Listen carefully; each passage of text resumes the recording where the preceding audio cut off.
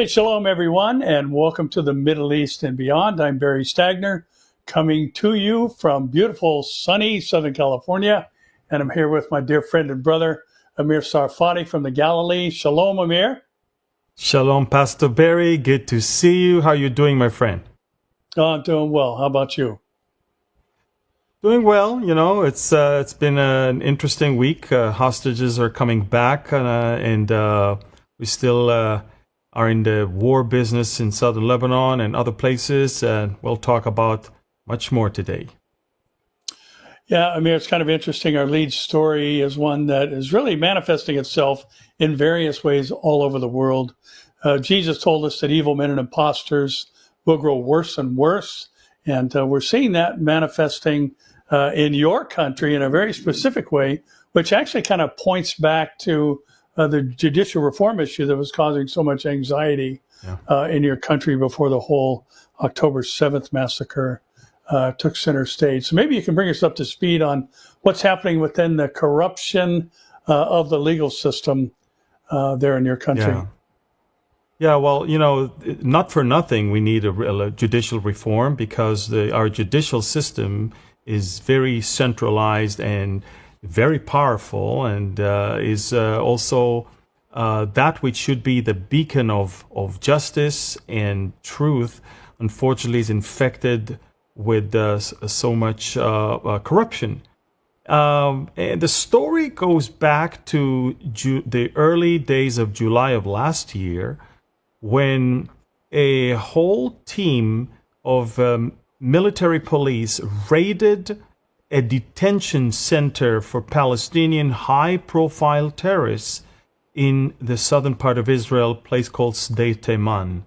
And the raid was actually not in order to take care of the terrorists and capture and whatever.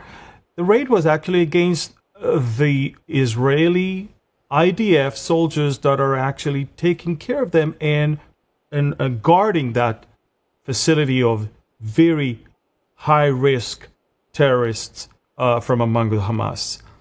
That caused a very, very great uproar in Israel in the middle of a war, in the center of detention of the worst terrorists that raped and burned and killed and slaughtered our people.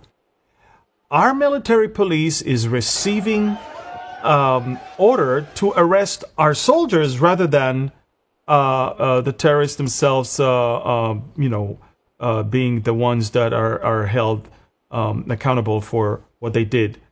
Uproar, protests, and the military advocate general felt that there is injustice that is being done to them, and so she colluded with her team to release a video from the detention center to somehow justify the arrest of the IDF soldiers.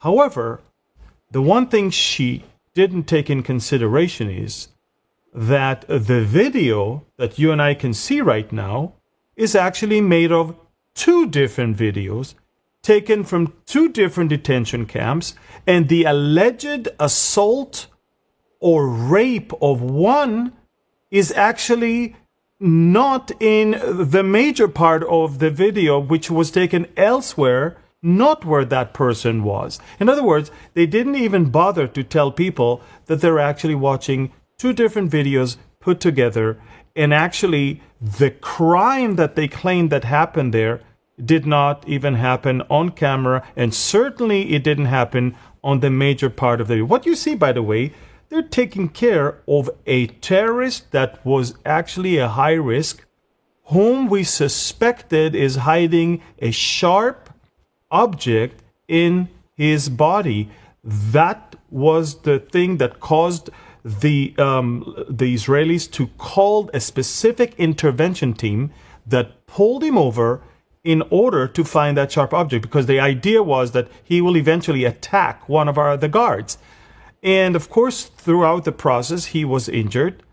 And later on, he was convinced by a left-wing doctor that came to visit from a very progressive organization. He was convinced to change the story as if somebody raped him. 2 weeks later, doctors confirmed he wasn't raped. And the allegations of rape were dropped. And now it's only assaulting him. By the way, they did not assault him. They took care of business in order to prevent a stabbing of one of our people that might happen. The thing is this. The advocate general climbed up a very high tree. She didn't know what to do, how to get, to stop all of this attack. And she didn't mind sacrificing Israeli soldiers in order to clear her name and her unit's name. The problem is that she leaked the cooked video. Not only that she leaked the video, which is already forbidden, but it's not even a real video. It's a cooked one.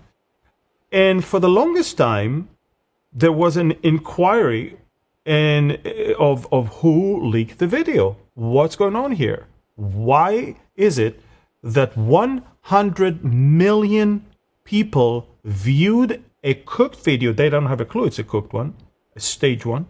And now they think two things. Israeli soldiers are rapists, and those Palestinian poor people are in a concentration camp. These are the two hashtags and slogans that literally cause so much suffering to Israelis and to hostages that were held by Hamas. And they saw this video, and I don't want to tell you what they did to our hostages because of that. So basically, the advocate general promised that she will investigate who leaked it. All the way. She didn't tell anyone that she's the one who ordered the leak. How did we find out about all of this, Pastor Barry? One of her staff was prone to be promoted. So when Israel, in the legal system, in the military, when you're being promoted to become a judge or something, you need to go through a lie detector, polygraph. And you need to, and one of the things they ask is, have you ever committed an offense? And in order to pass the lie detector, she had to confess. That soldier, that woman from the unit of the Advocate General, she confessed, yes, I leaked the video by the order, in the order of the Advocate General. What? I mean, for over a year, the whole country is trying to figure out who leaked the video. The Advocate General, in a sworn affidavit, wrote that she does not know who did it. She lied to the Chief of Staff, to the Defense Minister, to the Supreme Court, or everyone. She lied to everyone. And if it was not for the lie detector, accidentally, that we did for one of her soldiers that was prone to be promoted, we would have never found out that she did it. And she admitted to have done that. And she staged an attempt of suicide the day after. And she got rid of her phone. She threw the phone into the Mediterranean Sea as if she walked into the Mediterranean Sea in order to commit a suicide. Perfect staging, perfect. Everything stinks so bad. And why it stinks so bad? Because we know that she colluded with Supreme Court justices.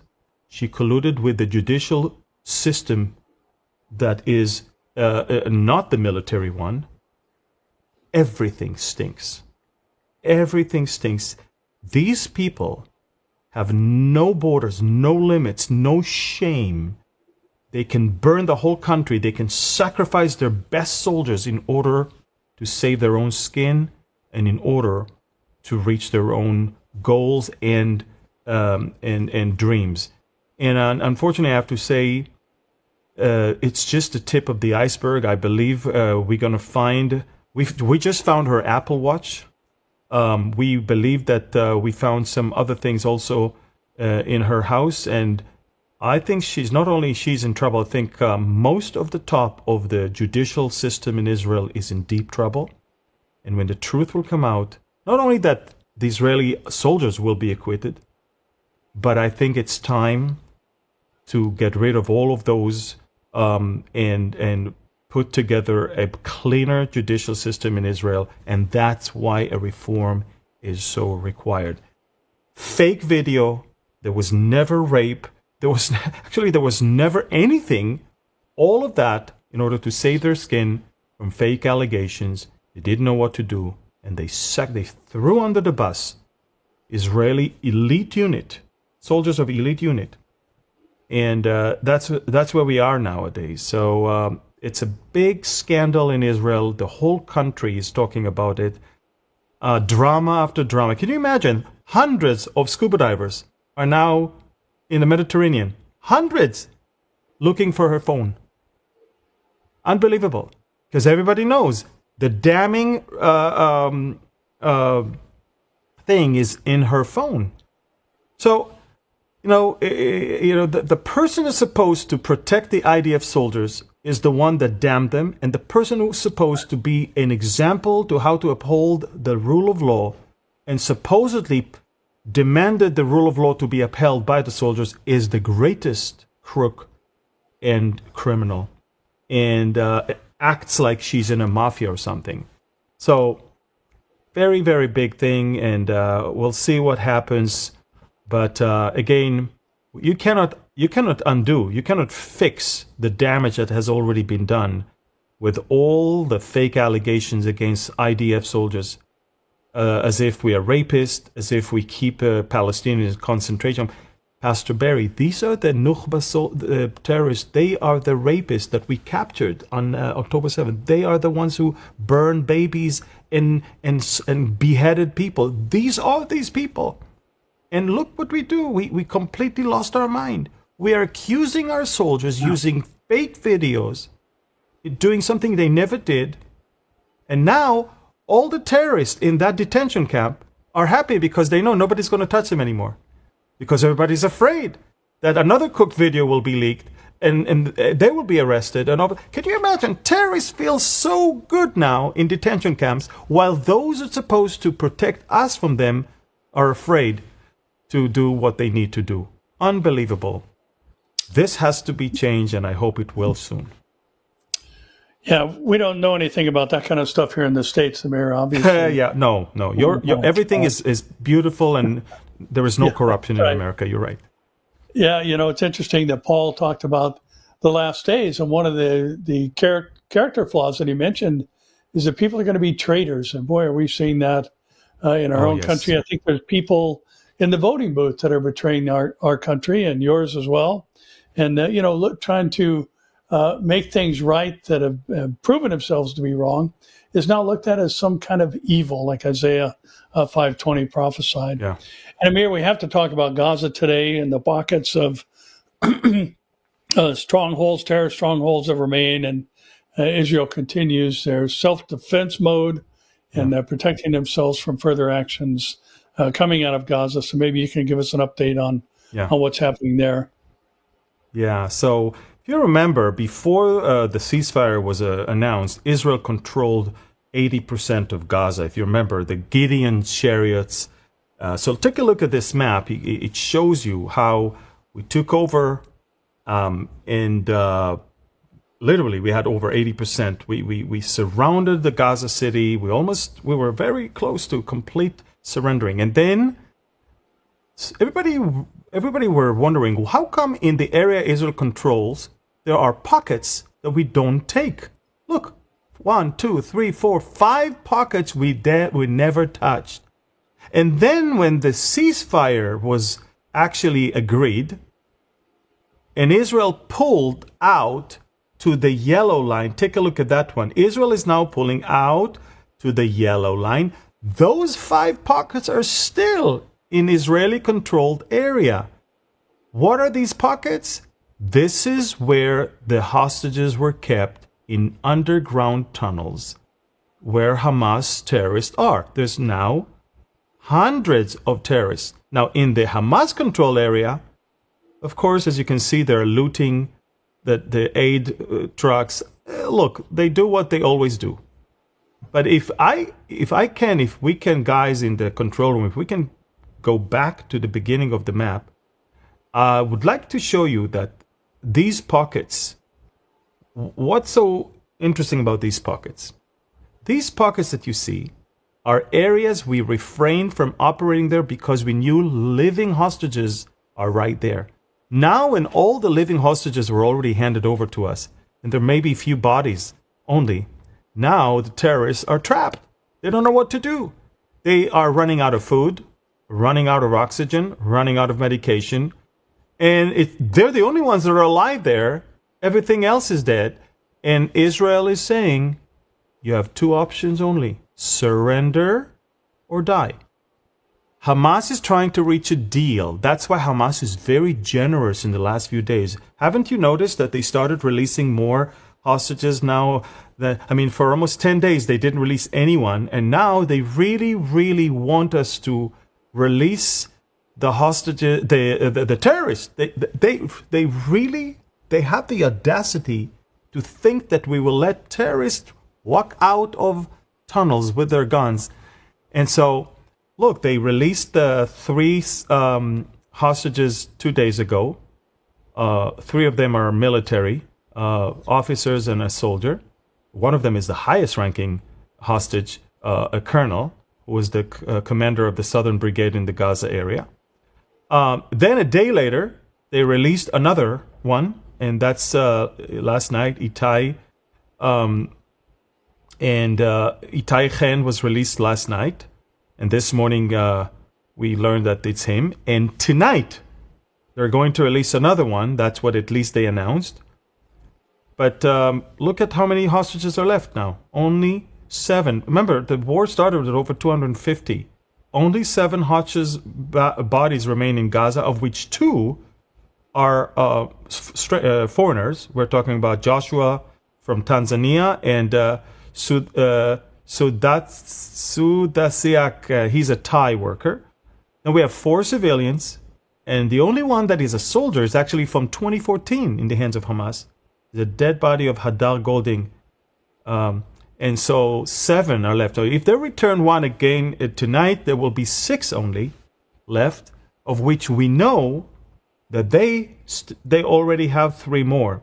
So there's only maybe 3 that Hamas really may not know where they are or has problems accessing. But this generosity of Hamas is only because they want to save their own skin. They want us to allow the safe passage of hundreds of Hamas terrorists that are trapped in those pockets under the ground. Now, we never operated there while living hostages were there. We didn't want them to execute the hostages. But now when there's no one alive, we're actually standing right above those tunnels right now with our guns pointing at their tunnel shafts, because we're not going to let them out alive. That's it. It's over. Game over. And they know it. And they're trying to use the Qataris and the Egyptians to force us to reach a deal, to allow them out. And the Prime Minister was very clear, and the Defense Minister even clearer this morning. No, no, no. Either you surrender or you die. And by the way, remember, we give you living terrorists for living hostages and dead terrorists for dead hostages. So if you want to come out and fight and die, then we'll return your bodies to Hamas. That's the story in Gaza at the moment. And Amir, there's been some stories breaking out of Iran. You know, they're continuing to boast that they're rebuilding, and so a mock execution of Netanyahu and President Trump out in the streets displaying their supposed rebuilding of power. And you've got the same thing going on the northern border of Israel with Lebanon and Hezbollah claiming to, basically refuel the motor of their machine, so to speak. So what's happening on the northern border there with Hezbollah? Yeah. Just a reminder to know that we're still in phase 1 with Gaza, and America is submitting to the Security Council a resolution to allow the international force be created to control Gaza after the hostages are back. But I'm not sure if it's going to happen. We'll talk about this next time, about this proposal. Let's move to Lebanon.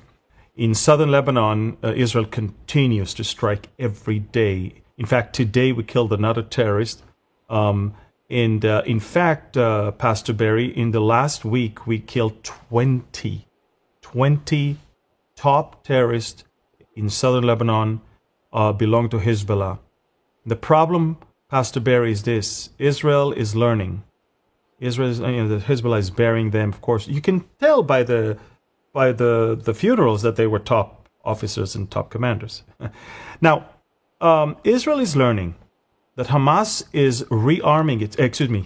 rearming itself in a faster pace than we anticipated.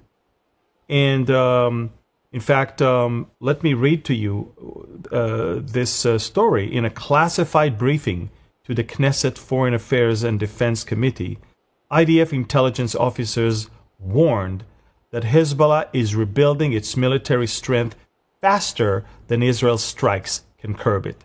And they said that the effect of Israel's 2023 and 2024 campaign, it's fading, basically, allowing Hezbollah to restore infrastructure, smuggle weapons through Syria and the sea, and produce arms north of the Litani while retaining a vast rocket and missile arsenal. This is so concerning. And I can tell you that America conveyed a message to the Lebanese government, a clear message. And it's basically a deadline until the end of this month to disarm Hezbollah or face the consequences of a broad Israeli strike. So, Pastor Barry, either at the end of October, the very beginning of November, or the beginning of December, round 2 with Hezbollah is around the corner. And there is already a feeling of the eve of another round. Lebanon is getting ready for another round. Remember, Israel is already deep into southern Lebanon, and it's going to be so powerful, the air campaign that we're going to launch, that I really don't think a single Shiite village will stay intact along our border. I think what you saw in Gaza, that 80% of Gaza is gone, southern Lebanon will be wiped out completely, which then will allow us to move further and destroy everything else. I mean, look at this map of Lebanon, north of Israel, and of course, I think we showed it last week, but it's always good to see it again, that the southern part of Lebanon has all of these shenanigans of the Radwan force of Hezbollah, that they're plotting again some stuff against us in those towns, and that's why we are striking them every day and every week, and we kill them more and more and more. But again, they continue to smuggle anti-tank rockets, surface-to-surface missiles, and rebuild their arms. And we see that, by the way. We're watching it. So that's why we're warning the Americans to warn the Lebanese. If you don't act, we will have to act, and it won't be a nice thing. By the way, Iran is doing that because Iran is incapable of fighting Israel, as they already realized.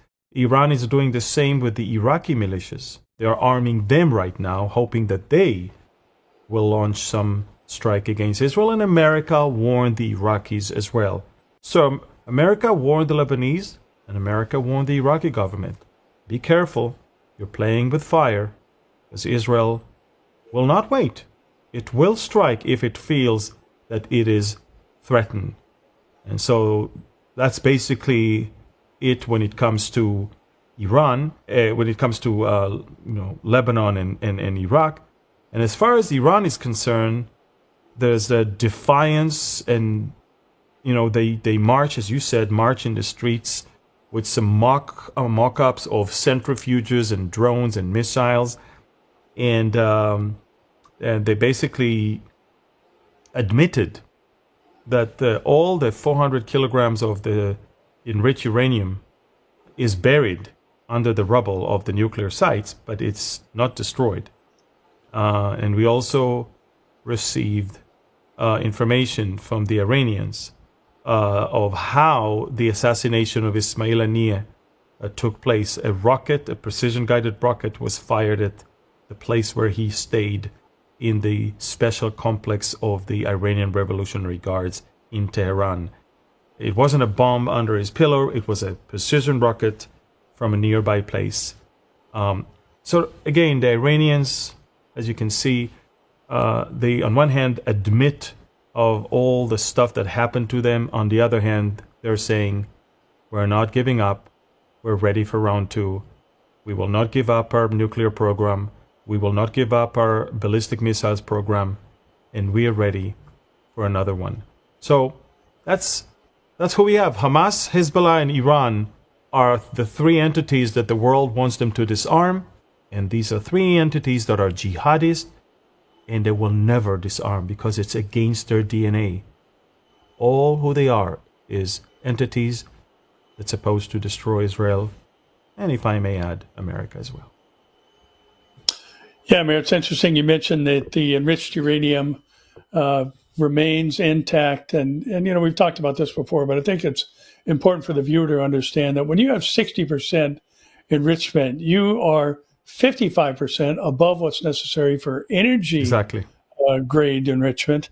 And you're just almost the same distance away from that weapons grade. But 60%, that's all the heavy lifting is done at that point in time. Yeah. And it's a lot faster to get from 60 to 90 than it is from 5 to 60. So, a few centrifuges again, brought into play, and they could have weapons grade uranium in just a matter of 2 weeks. You're right. They're trying to build new centrifuges. We already are watching them assembling a new site for that purpose. And so we're also monitoring if they're reaching out to the stockpile of the enriched uranium that is there in the area where the nuclear facility was struck. So it's there. They're playing with fire, and I believe that round two has to happen. There's no doubt. Yeah. And, I think the stories we've talked about thus far are a perfect segue for reminding you to make sure that you're subscribed, that you're liking, sharing, and commenting on this video and any others like it, because, like the opening story, the fake news out there is in full swing, and people are jumping on board with things that simply aren't true and promoting them. We're having that happen all over the place in this country, and social media is the new media platform of the day. People aren't, I'll be honest with you, Amir, I haven't watched the news on TV in years. Everything is done online or through print media, online print media. So, we need to get this information out so people can know what actually is the truth regarding, not just Israel, but the whole of the world. Because those on the other side are paying attention and are proactive to a degree that the church and conservatives and Christians need to be.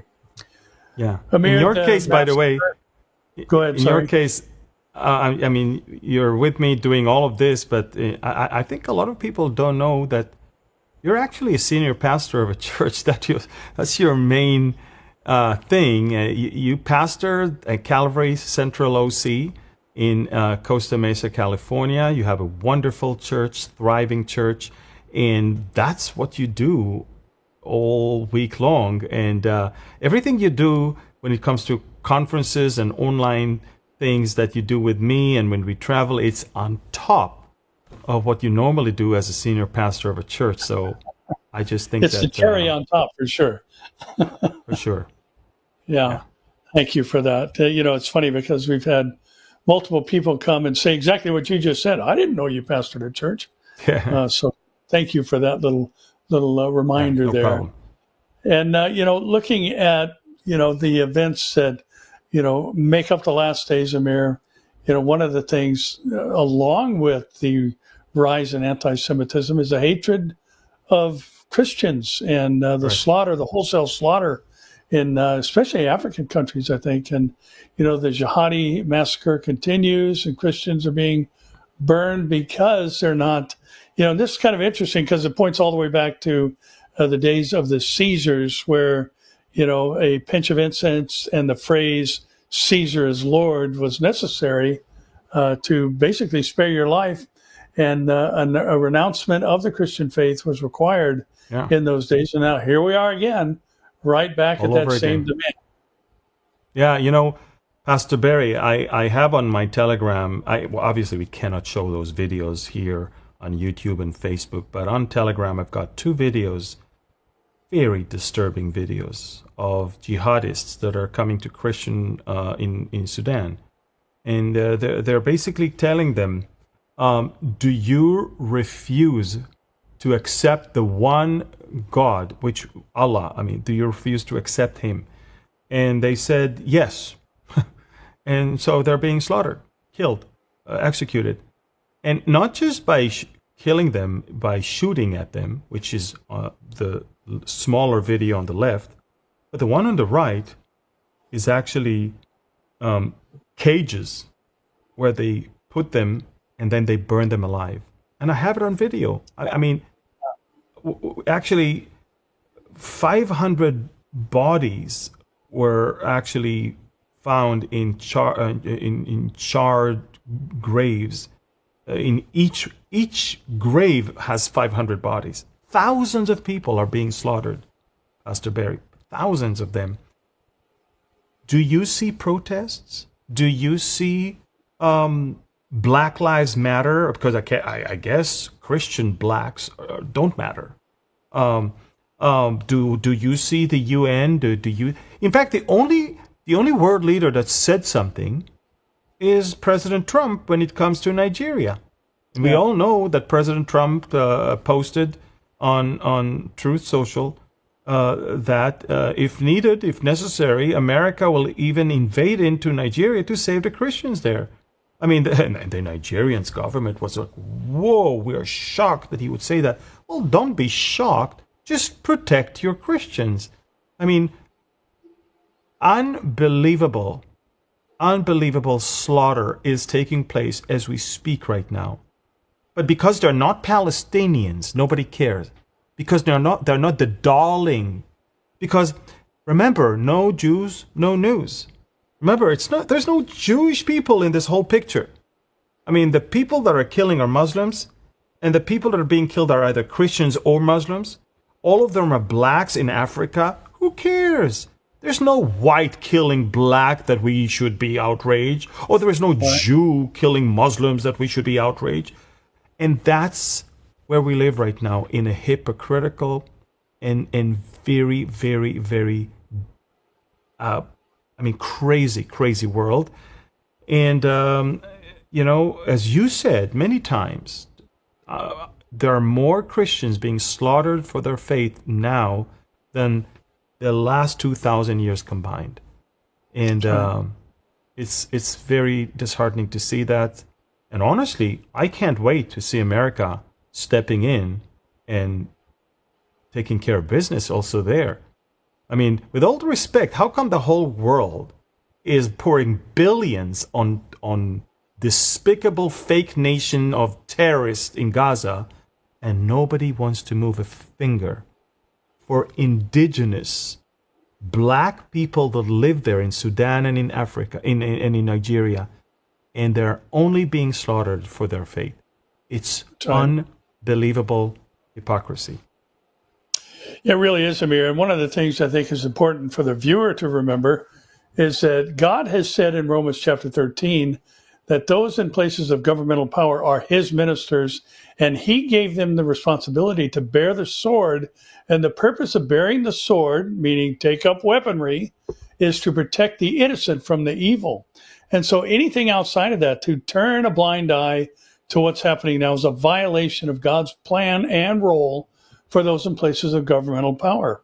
There's a responsibility that is divine in nature to do what President Trump said he's going to do, should the Nigerian government not act. So, this isn't anything to get upset about, that the president said he's going to stand in defense of the Christians and act if necessary. It's exactly what he's supposed to be doing. It's exactly what the Nigerian government ought to be doing. You're right. And where is Tucker Carlson? If a Palestinian person is being insulted by a Jew, he will have a whole show on it. And and tens of thousands of Christians are being slaughtered. And Not a him word. being the protector of Christians in the Middle East. I thought the protector of Christians in the world. Not a word. Not a single word. They're all obsessed with the Jews, obsessed with Israel, but they're all fake Christians. Fake Christians. They don't care about Christians. They don't care about real persecution. They don't care about real genocide. They don't care about real famine. All they care, all they have in their mind is hatred towards Israel, hatred towards Jewish people, and it's just in their blood. And they can't help it.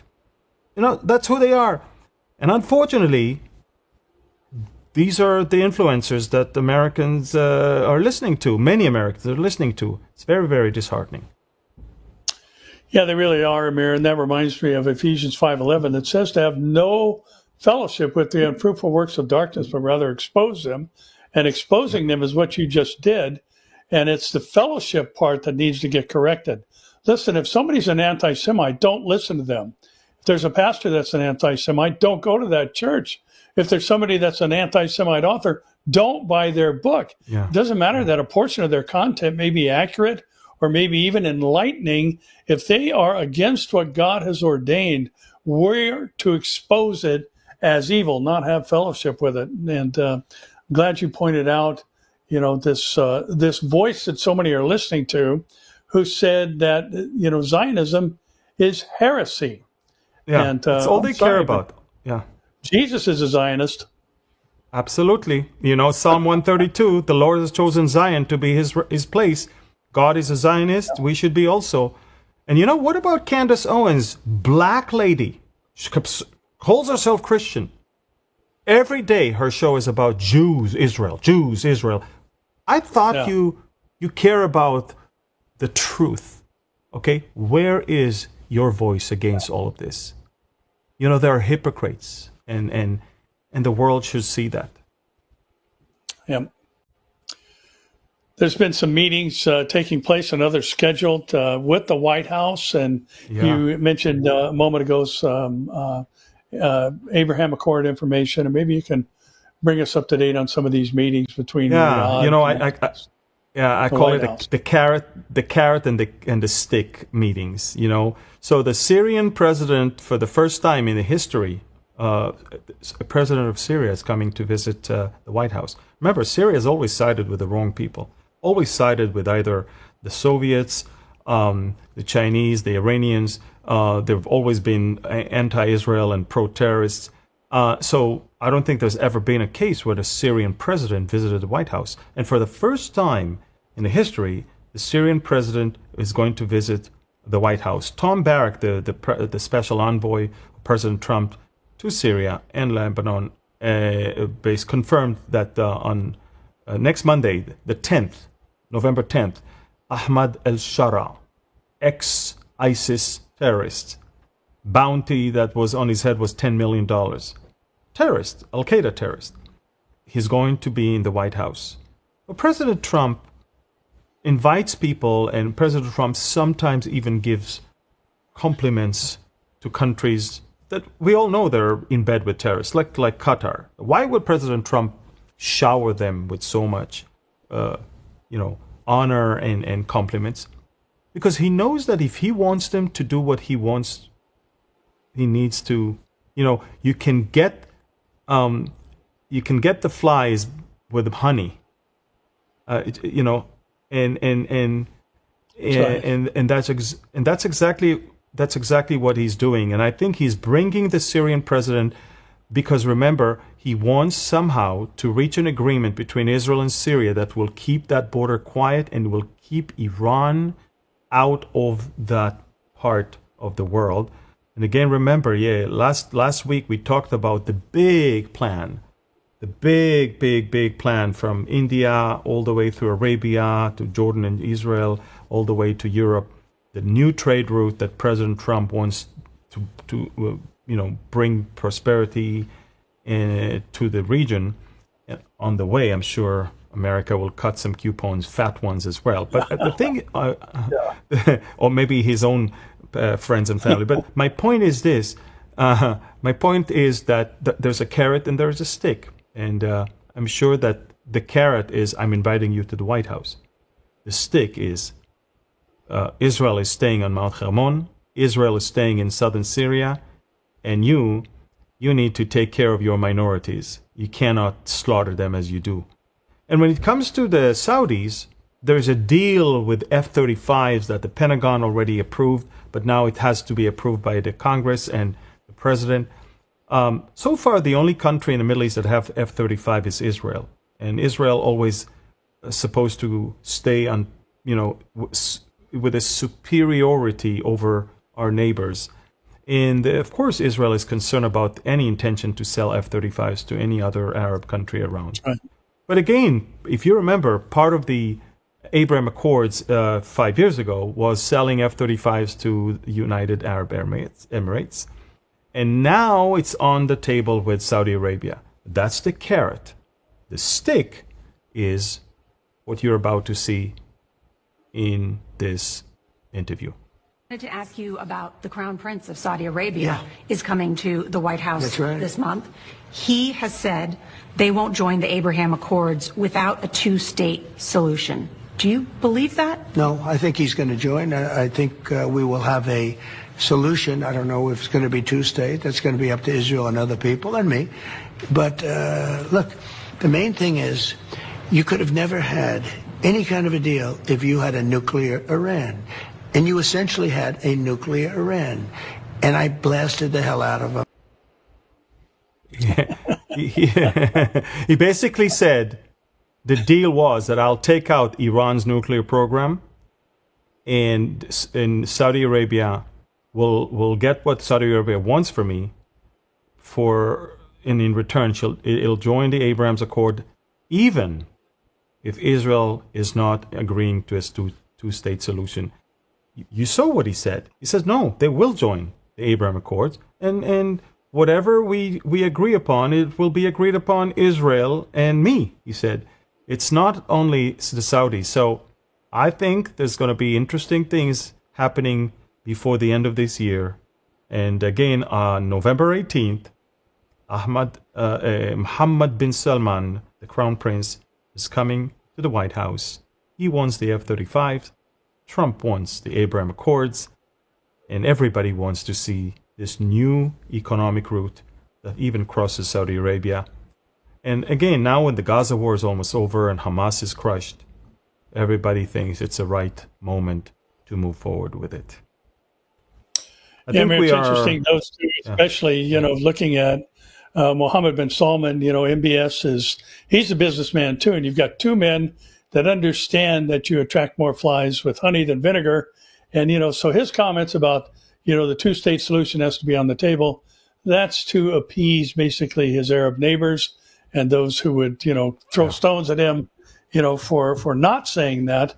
But I think he knows what needs to be heard out there. But I think Trump is exactly right. He's more interested in getting that F-35 on the ground, and he'll say what needs to be said, much like Trump does with Qatar and other nations. Yes. And but when push comes to shove, he's after that plane. Yeah, and remember with Qatar, if you remember, I mean, as much as he says all those great words, President Trump gave us the green light to strike in Doha. So, and that was the game changer for all this deal to move forward. Exactly. So, he can say many things, but I think by now they understand that he will not play games. And if something radical has to happen in order to get them to rattle the cage and to get them to move, he won't hesitate to do it. Yeah. Amir, I have to say our next story is global in scope and troubling like few others. And, the quiet Islamic takeover of the U.S., and it's not just here, it's all over the world where they are creeping in through, immigration. Europe basically has already fallen. Now here you've got the U.S. Electing Muslims to office who promote Sharia law, Amir, one of the most interesting things that's happening here is, we've been hearing mantras from the far left about, we have to protect our democracy. Trump's violating the Constitution. Or Article 14 of the Constitution says if you are, in any way, shape, or form associated with anti-American sentiments and approve of these things, you can't hold public office. You can be removed by a 2/3 vote of the Congress. So, it's such a upside down, backwards world where truth and lies have exchanged really priority. But maybe you can talk about this Sharia creeping into the U.S. institutions. Well, I actually wanted to talk about Mamdani and him being elected as as the mayor of New York City last night, because it's a 34-year-old piece of nothing who did nothing but doing some rap, and he is a socialist. He is born, to immigrants, and the guy basically was born to an Indian, Ugandan Muslim parents. He was born in Kampala, Uganda, in 1991. So he's 34 years old. Came to America at the age of 7. Didn't do much, but again in 2020 was elected to the Assembly of the New York State, and in 2022 was reelected. And he realized there's a lot of young people that are doing nothing, and they want to get everything and still do nothing. And he's one of them, by the way. And it's interesting because this guy has some radical red flags. I mean, reckless socialist freebies. I mean, you can read on the screen what basically everything he wants to give to people is not doable unless he raises taxes big time and scare the heck out of all the billionaires in New York and make them leave. He wanted in the past to defund the police, and he never stood by them before. He actually has ties and begets donations from CARE, which is related to terrorist organizations, and you can hear about that. And by the way, all of them are quietly saying what we all knew, that they're the ones who caused him to run. He has horrific anti-Israel views. He wants even to arrest Netanyahu if he comes to New York. He is always dodging anything that has to do with Hamas. He will not call them terrorists. He will not call them to be disarmed. He will call it a justified battle. The guy is everything America is not. I'm not even talking about Israel right now. He's everything America is not. But unfortunately, a third of the New York Jews are liberal progressive Jews, and they voted for him. 2/3 did not, but 1/3 did. And add to that all the other no ones who could care less about their country. Actually, they hate their countries. Now, he's the puppet, and Soros is the puppeteer. And I know you could see that Soros Jr. is very proud that Mamdani was elected. This is probably the only billionaire that Mamdani loves. He hates billionaires, but he loves this guy. And, this is... The problem is that now when he's being perceived as a success story, now the Democratic Party is rallying around him. And now that's the route they want to take. And I don't need to tell you how many young people in America are brainwashed to believe that socialism and communism are good things. TikTok is loaded with it because it's Chinese algorithm that is pumping all of that. Yeah. And China and Russia this is a psyop. And so all I'm saying is that we see strong delusion in America right now. And I can see that with that comes a quiet takeover of Islam. Because Mamdani is very... Look, take a look at one of his interns. And look what she said on social media. And the true believer knows that none of this is in vain, that this is all jihad, that this is all ibadah, and that this is all counted for by Allah subhanahu wa ta'ala. And so the conversation of doxing, the conversation of getting arrested and suspended, I think it's time for Muslims to start to say, all right, so what? Do what you want. I'm gonna do what I gotta do, because it's about time to do that. And I know everybody has their own families and has an education and everything. Just a question. We don't want to get doxxed, and we don't want to get suspended, and we don't want to get arrested. How gangsta are you? That's just my question. How much are you willing to do it? And I know everyone has their own risk levels, but at the end of the day, that's a question to ask ourselves. How committed am I to this? To what extent of my personal material gains am I willing to sacrifice for this bigger noble cause? And subhanAllah, I truly believe that when your heart is in the right place, if you get suspended, if you get doxxed, because it's bound to happen when you're doing a righteous cause and when you're doing something for the sake of Allah here in the West, it will never ever be in vain. And the true believer does not fear that, because the true believer knows that the akhirah is a promise. Yeah. Ibaya, the destruction of the infidels. That's the direction. And they don't look. They used to be afraid of saying that out loud. Now they're saying it to your face. That's it. And by the way, Sharia. The first thing a mayor does normally is appointing a police chief that is having his own views. I mean, it happened already in Dearborn, Michigan, and now take a look at this. They say that NYPD will change, military will change, and that's what we're going to see in those places. To be honest with you, I'm way more scared to go to New York City than to Dubai. Muslim Brotherhood are banned from Dubai.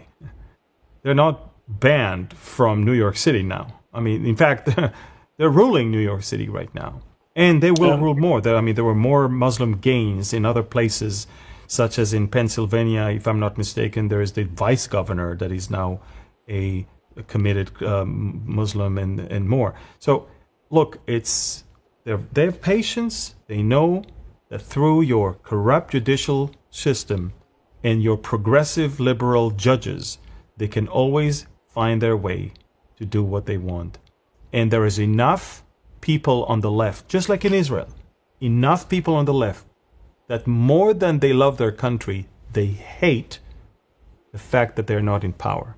So they will do whatever it takes to be in power, even if it's to sell the country to the enemy. That's what we started this program with. We started the program with that. And that's why, even in America, I think a judicial reform is due. And I think that I'm telling you, if next year in the midterms there is no great uproar of the conservative movement and a great change in your election system, America is going down. So I hope you guys will do the right thing. Yeah, Pastor Barry, it seems like we're running out of time today. Yeah, we are. And as we consider all these things, Amir, again, I think it's just amazing to see so many things prophetically being fulfilled. There's one last real quick mention. There's a man in Ohio who's a representative, lawmaker in Ohio, Thaddeus Claggett, who seems to have some forward-thinking perspective on what's been happening with AI and the fact that, Gen Zers are saying, some 75% of them, or 8 out of 10, 80% would say they'd consider marrying an AI, some, artificially created individual.